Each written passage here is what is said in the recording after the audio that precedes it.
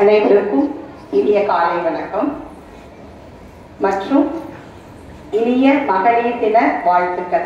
இன்னைக்கு நாம எல்லாரும் ஏன் இங்க ஒன்று கூடியிருக்கோம் சொல்லுங்க பாப்போம். இன்னைக்கு மகளிர் தினமா? நாளை இல்லையா? நாளை மார்ச் 8 மகளிர் தினம். அதை கொண்டாடதான் நாம எல்லாரும் இன்னைக்கு ஒன்று கூடியிருக்கோம். ஆனா இது கொண்டாடப்பட வேண்டிய ஒரு நாளா அப்படின்னா இல்ல. இது ஒரு அனுசரிப்பு தினம், அதாவது ஒரு அப்சர்வேஷன் டே. ஏன் இப்படி சொல்றேன் மிஸ் அப்படின்னா, இன்னைக்கு பெண்கள் பல துறைகள்ல முன்னேறிட்டாங்க இல்லையா? கல்வியா இருக்கட்டும், அரசியலா இருக்கட்டும், மற்ற எல்லா துறைகள்லையும், தொழிற்சாலைகள்ல அனைத்து துறைகள்லையும் பெண்கள் முன்னேறி வந்திருக்காங்க. இந்த மாதிரியான ஒரு முன்னேற்றம் சீக்கிரமா இல்ல சாதாரணமா கிடைத்துவிடவில்லை. பெண்களுக்கு பல 100 ஆண்டு காலமாக கொஞ்சம் கொஞ்சமாக ஏற்பட்ட மாற்றத்தின் விளைவாக தான் இன்னைக்கு பெண்கள் உயர்ந்த நிலையில இருக்காங்க. புரியுதா? சோ அப்ப என்ன நடந்தது அப்படின்னா, ஒரு அமெரிக்கால ஒரு பஞ்சாலையில வேலை செய்த பெண்கள் தங்களுடைய வேலை நேரத்தை குறைக்க வேண்டும் என்று முதலாக உரிமை போராட்டம் நடத்தினார்கள். அந்த உரிமை போராட்டத்தோட நாளதான் நாம என்ன கொண்டாடுறோம்? மகளிர் தினமா அனுசரிக்கிறோம். இதை நம்ம கண்டிப்பா தெரிஞ்சுக்கணும் இல்லையா? சோ இது போல இந்தியாவில பெண்கள் பல துறைகள்ல முன்னேறிருக்காங்க. பல பெண்கள் உயர்ந்து சாதனை படைச்சிருக்காங்க. அவங்கள உங்களுக்கு நிறைய பேரை தெரியும். கல்பனா சாவ்லா இருந்து, முத்துலட்சுமி ரெட்டில இருந்து, வேலுநாச்சியார்ல இருந்து நிறைய சாதனை பெண்களை பத்தி நீங்க படிச்சு தெரிஞ்சிருப்பீங்க. இன்னைக்கு நான் ஒரே ஒரு பெண்மணியை பத்தி உங்களுக்கு முன்னாடி சொல்லணும்னு ஆசைப்படுறேன். அவங்களுடைய பெயர் சாவித்ரிபாய் பூலே. சொல்லுங்க எல்லாரும்.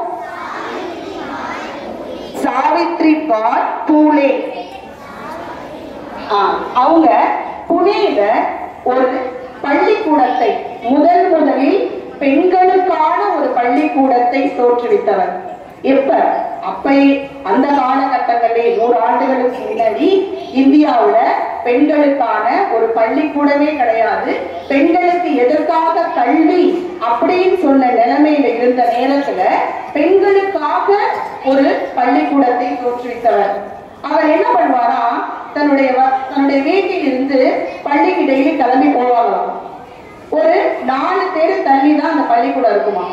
இவங்க டெய்லி ஸ்கூலுக்கு போகும் பொழுது, அந்த பள்ளிக்கு போகும் பொழுது கையில ஒரு பேக்ல ஒரு ரவிக்கையையும் ஒரு புடவையையும் ஒரு பையில போட்டு எடுத்துட்டு போவாங்களாம். ஒரு ஸ்கூலுக்கு போற ஆசிரியருக்கு ஒரு ட்ரெஸ் போகுது இல்லையா, என்ன அங்க போய் ட்ரெஸ்ஸா பண்ணி போறாங்க. இருந்தாலும் டெய்லி இவங்க என்ன பண்ணுவாங்களாம், அந்த துணிமணிய ரவிக்கையும் ஒரு புடவையையும் கையில் எடுத்து கொண்டு செல்வாங்களாம்.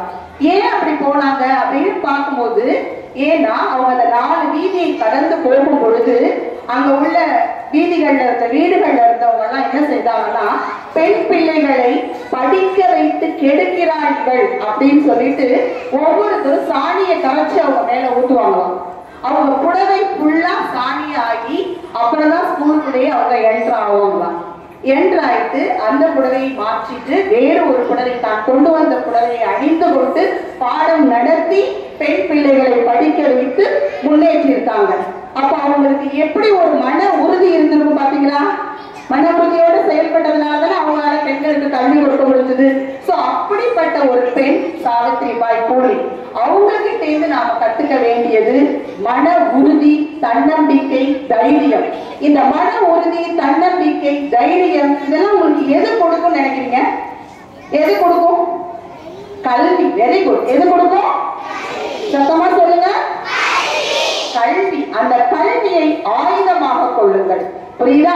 கல்விதான் உங்களை கொண்டு போய் நிறுத்தும். எல்லா உயர்ந்த நிலையில் நீ போகணும் அப்படின்னா நல்லா படிக்கணும், தைரியமா இருக்கும். அது ஆட்டோமேட்டிக்கா உனக்கு தன்னம்பிக்கையை கொடுக்கும்.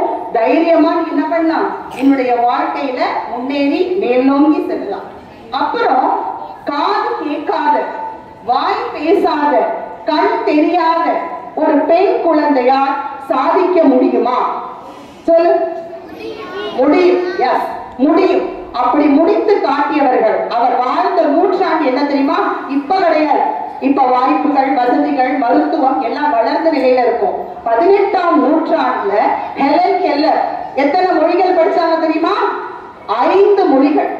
5 மொழிகள் அறிஞ்சாங்க, 18 நாடுகளுக்கு சென்றிருக்காங்க, 42 புத்தகங்களுக்கு மேல எழுதியிருக்காங்க. இது எல்லாத்துக்கும் என்ன காரணம்? ஊனத்தை தாண்டிய ஞானம் அவர்களுக்கு இருந்தது.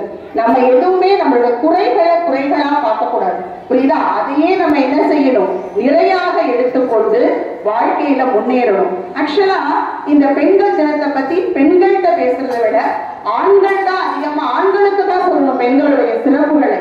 அப்பதான் ஆண்கள் பெண்களை எப்படி நடத்த வேண்டும், எப்படி மதிக்க வேண்டும் என்று தெரிந்து கொள்வார்கள். இங்க நிறைய பெற்றோர்கள் இருக்கீங்க, உங்ககிட்ட நான் சொல்றேன், உங்க ஆண் குழந்தைகளுக்கு கற்றுக் கொடுங்கள் ஒரு பெண் குழந்தையை எப்படி மதிக்க வேண்டும், எப்படி நடத்த வேண்டும் என்று.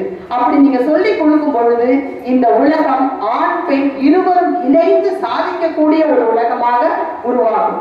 அதனால எல்லாரும் என்ன பண்ணணும்? தைரியமா இருக்கணும், தன்னம்பிக்கையா இருக்கணும், முக்கியமாக பாதுகாப்பாக இருக்கணும். நம்ம பாரதியார் சொன்னார், அப்பவே அந்த காலத்திலேயே பெண்களுக்காக போராடி இருக்கார் ஒரு ஆண்மகன். பெண்களை என்ன பண்ணிருக்காரு? எல்லாரும் முன்னேறணும்னு சொல்லியிருக்காரு, படிக்கணும், நீங்க என்ன பண்ணணும்? கண்டிப்பாக கல்வி கற்க வேண்டும்னு சொல்லியிருக்காரு. என்ன சொல்றாரு? நிமிர்ந்த நன்னடையும் நேர்கொண்ட பார்வையும் நிலத்தில் யாருக்கும் அஞ்சாத நெறிகளும் திமிர்ந்த ஞான செருக்கும் இருப்பதால் செம்மை மாதர் திரும்புவதில்லையா அப்படின்னு சொல்லியிருக்காரு. சோ நிமிர்ந்த நன்னடை இருக்கணும், எதுக்கும் பயப்படக்கூடாது. உடலில் நேர்த்தியை கடைபிடியுங்கள், கல்வியை ஆயுதமாக கொள்ளுங்கள். நீங்க எங்க போலாம்? வானலாவிய வெற்றிகளை பெற முடியும். அதே போல உங்களுடைய பாதுகாப்பை உறுதி செய்யுங்கள். டீச்சர்ஸ் எல்லாம் சொல்லி தராங்கல்ல, குட் டச் பேட் டச் சொல்லி தராங்களா? யாராவது பேட் டச் பண்ணாங்க அப்படின்னா என்ன பண்ணிடு?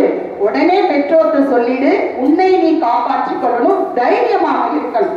தவறு செய்யும் போது மட்டும்தான் பயப்படணும், தப்பு செய்யலைன்னா எதுக்காகவும் என்ன பண்ணக்கூடாது? நம்ம பயப்படவே கூடாது. தைரியமா இருப்பீங்களா?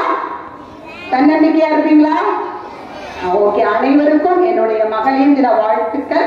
வெற்றிகள் உங்களை எப்போதும் சூழட்டும் என்று வாழ்த்து விடைபெறுகிறேன். நன்றி.